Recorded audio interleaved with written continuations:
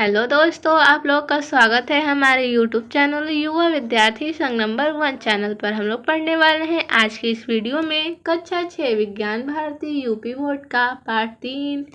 इस पाठ का नाम है पदार्थ का पृथक्करण। इसका हम लोग प्रश्न उत्तर करने वाले हैं। तो आइए देखते हैं प्रश्न पहला।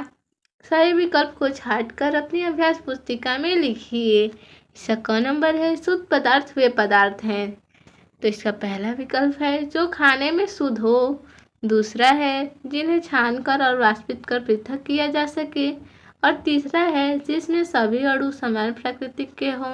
और चौथा विकल्प है जो विभिन्न तत्वों के मिश्रण हो। तो इसका सही विकल्प तीसरा हो जाएगा कि शुद्ध पदार्थ वे पदार्थ है जिनमें सभी अणु समान प्रकृति के हों, यानी जिसमें सभी अणु समान प्रकृति के होते हैं उन्हें हम शुद्ध पदार्थ कहते हैं। इसलिए सही विकल्प तीसरा हो जाएगा। तो यहाँ पर सही का निशान लगा देंगे। नेक्स्ट है ख नंबर। ख नंबर में है वायु है। तो वायु क्या है? तो इसका विकल्प 4 है। तो चारों में से कोई एक सही होगा। तो आइए देखते हैं। विकल्प पहला है शुद्ध पदार्थ, दूसरा है समांगी मिश्रण, तीसरा है विषमांगी मिश्रण और चौथा है ऑक्सीजन और नाइट्रोजन का यौगिक। तो इसका सही विकल्प हो जाएगा विकल्प दूसरा समांगी मिश्रण। तो ये सही हो जाएगा। वायु एक समांगी मिश्रण है। नेक्स्ट है ग नंबर। ग नंबर में है बालू और लोहे की छीलन को पृथक किया जाता है, यानी अलग किया जाता है। तो किसके द्वारा? तो आइए देखते हैं। विकल्प पहला है बीन कर, दूसरा है चुंबकीय पृथक्करण द्वारा, तीसरा है फटक कर, चौथा है चाल कर। तो इसका विकल्प दूसरा सही है। चुंबकीय पृथक्करण द्वारा बालू और लोहे की छीलन को पृथक किया जाता है। तो ये सही हो जाएगा। नेक्स्ट है प्रश्न नंबर 2। प्रश्न नंबर 2 में है कोष्टक में दिए गए उचित शब्दों की सहायता से रिक्त स्थानों की पूर्ति हेतु सही शब्द अपनी उत्तर पुस्तिका में लिखिए। तो यहाँ पर ब्रैकेट में दिया है, इसमें से हमें रिक्त स्थानों को भरना है। तो भाप, अपकेंद्रण, लोहा, वाष्पन, ऊर्ध्वपातन तथा जल। तो आइए हम लोग इसका उत्तर देखते हैं। क नंबर है रिक्त स्थान विधि दूध से क्रीम को पृथक करने में उपयोग की जाती है। तो किस विधि की उपयोग की जाती है? जब दूध को क्रीम से अलग करना हो तो, यानी पृथक करना हो तो इसका हो जाएगा अपकेंद्रण। अपकेंद्रण विधि से क्रीम को पृथक करने में उपयोग की जाती है। तो रिक्त स्थान की जगह भर देंगे अपकेंद्रण। नेक्स्ट है ख नंबर। कपूर और साधारण नमक का मिश्रण रिक्त स्थान विधि से पृथक किए जाते हैं। तो ऊर्ध्वपातन विधि से। तो रिक्त स्थान की जगह भर देंगे ऊर्ध्वपातन। नेक्स्ट है ग नंबर। ग नंबर में है रिक्त स्थान के छीलन को किस मिश्रण से चुंबक द्वारा पृथक किया जाता है? तो लोहे के छीलन को। तो हम लोग रिक्त स्थान की जगह भर देंगे लोहे। नेक्स्ट है घ नंबर। घ नंबर में है नमक और पानी के मिश्रण से नमक रिक्त स्थान विधि द्वारा पृथक किया जाता है। तो नमक और पानी के मिश्रण से नमक किस विधि द्वारा पृथक किया जाता है? तो वाष्पन विधि द्वारा। तो रिक्त स्थान की जगह भर देंगे वाष्पन। नेक्स्ट है ग नंबर। आसवन विधि द्वारा रिक्त स्थान से शुद्ध रिक्त स्थान प्राप्त किए जाते हैं, यानी किया जाता है। तो आसवन विधि द्वारा भाप से शुद्ध जल को प्राप्त किया जाता है। तो भाप भर देंगे रिक्त स्थान की जगह पर, एक रिक्त स्थान की जगह भर देंगे जल। तो इसका हो जाएगा आसवन विधि द्वारा भाप से शुद्ध जल प्राप्त किया जाता है। नेक्स्ट है प्रश्न नंबर 3। प्रश्न नंबर 3 में है निम्नलिखित वाक्यों में से सत्य और असत्य को छांटकर अलग अलग अपनी अभ्यास पुस्तिका में लिखिए। तो आइए इसका भी उत्तर हम लोग देखते हैं। क नंबर है नदियों के जल के तल छठीकरण है।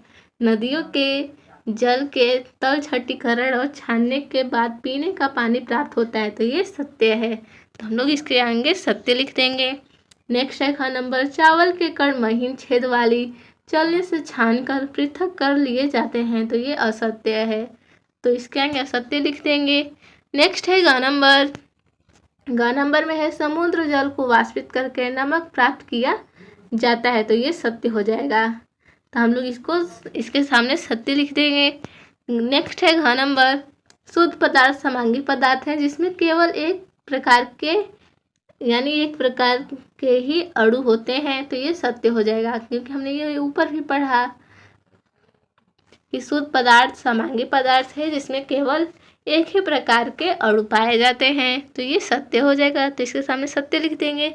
नेक्स्ट है अंगा नंबर, चीनी का शरबत विषांगी मिश्रण है, तो ये गलत हो जाएगा, तो यहाँ पर असत्य लिख देंगे। तो इसके सामने हम लोग असत्य लिख देंगे। नेक्स्ट है 6 नंबर, क्रोमैटोग्राफी विधि द्वारा रंगों का विभेदीकरण करते हैं, तो ये भी सत्य है, तो इसके सामने सत्य लिख देंगे।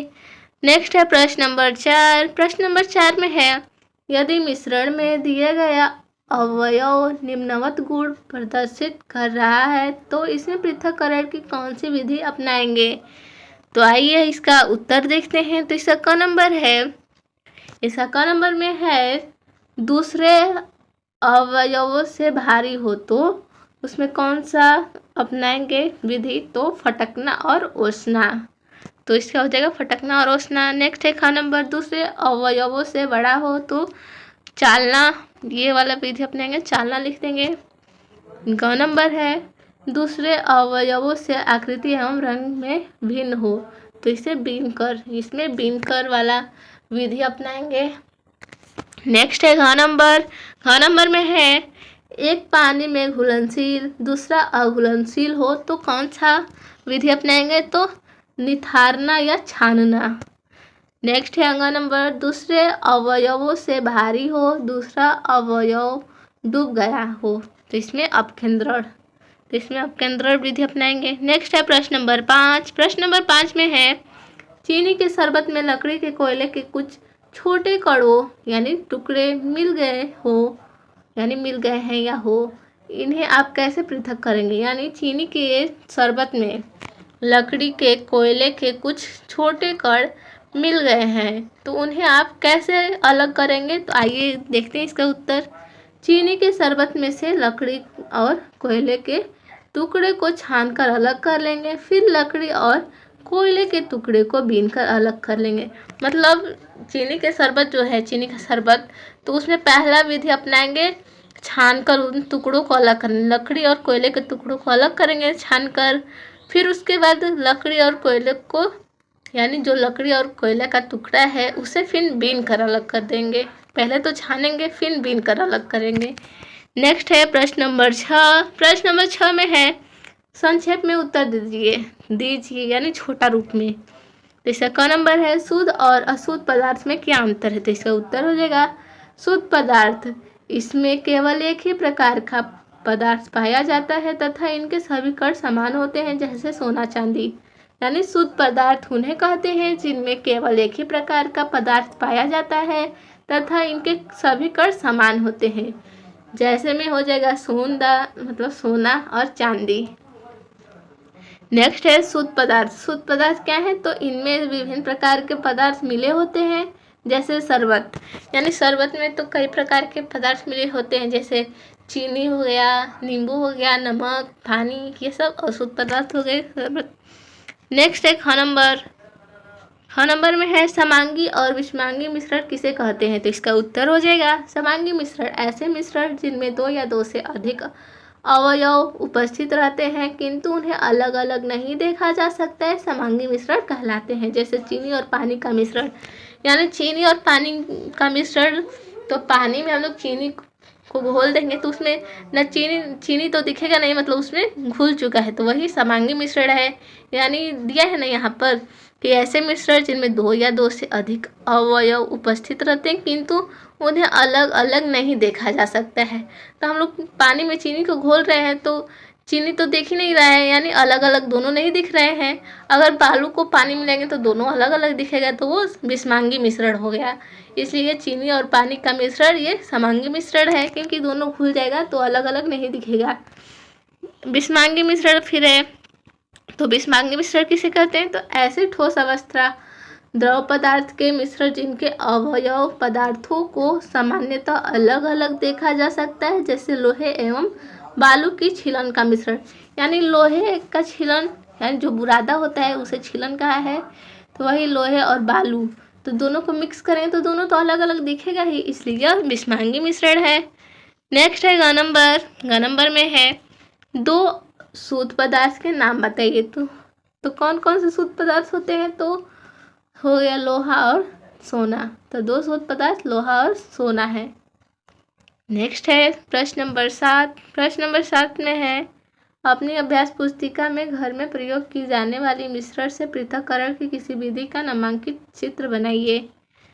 तो आइए इसका उत्तर देखते हैं। इसमें मतलब घर में जो प्रयोग की जाने वाली मिश्रण से पृथक्करण की किसी विधि का नामांकित चित्र बनाइए। तो हमें चित्र भी बनाना है इस प्रश्न में। तो आइए इसका उत्तर देखते हैं। घरों में मक्खन निकालने के लिए मथनी अपकेंद्रण विधि का चित्र निम्न है। तो घरों में हम लोग दूध से मक्खन को अलग करते हैं तो मथनी का उपयोग करते हैं, तो उसमें अपकेंद्रण विधि का भी उपयोग होता है। तो आइए देखते हैं इसका चित्र। ये रहा इसका चित्र।